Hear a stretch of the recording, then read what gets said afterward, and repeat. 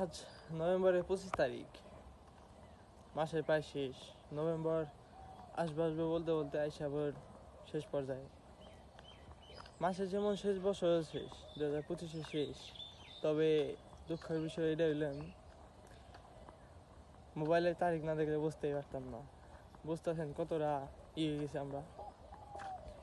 আগে তো শেষ আর শুরু একটা চিন্তা ভাবনা থাকতো, যে বছরের শেষ হইলে আতঙ্ক আর শুরু হইলে সুন্দর একটা দিনের অপেক্ষা।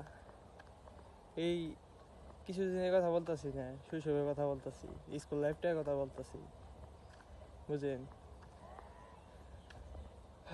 যেমন শেষে পরীক্ষা ভয়, শুরুতে আপনার এই সুন্দর দিনগুলো, খেলাধুলা, স্পোর্টস, বই দিবে নতুন, এই দিনগুলোর সুন্দর অপেক্ষা, একটা আশা থাকতো।